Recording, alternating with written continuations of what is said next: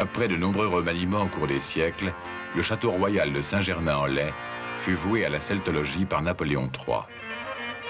Regroupant désormais de précieuses donations, collections publiques et privées, il constitue, outre son département sur les Gaulois, le plus important centre du monde pour l'étude du quaternaire.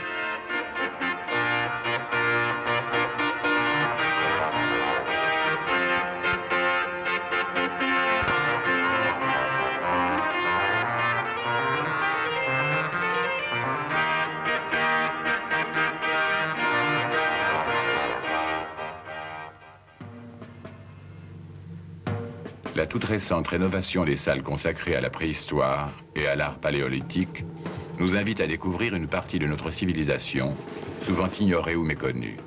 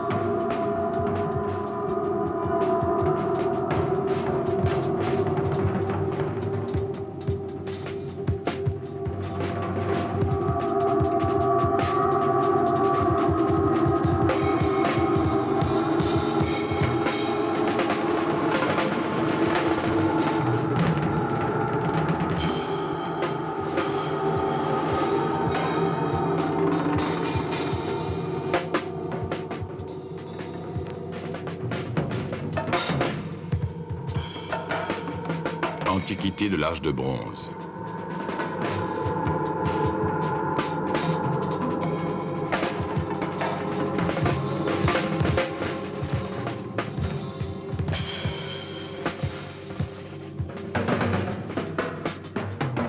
L'or, très abondant à cette époque, recouvre de nombreuses pièces.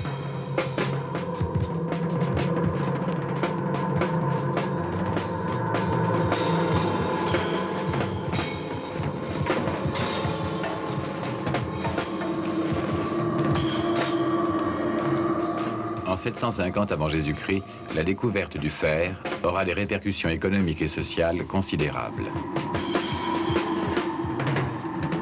En 450 avant Jésus-Christ, les tribus celtes se répandirent dans l'Europe occidentale. Ceux qui occupèrent la France reçurent le nom de Gaulois. Ce sont les tombes qui nous livreront de précieux éléments sur leur civilisation.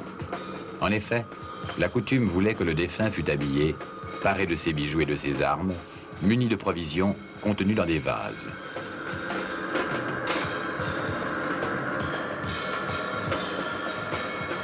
La présence de produits italo-grecs, tels ce vase mis à jour dans la Haute-Marne, prouve l'existence d'échanges importants entre les Gaulois et le monde méditerranéen. Le très célèbre casque d'Amfreville, recouvert d'or.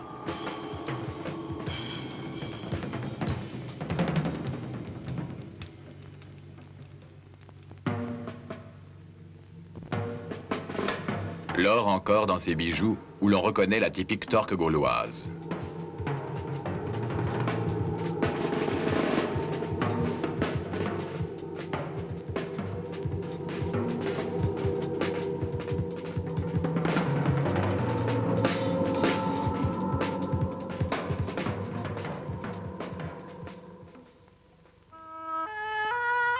Et si, après Alésia, commençait la romanisation de la Gaule, la multitude d'objets conservés ici révèle un art influencé par Rome, mais qui garde une forme de son génie propre.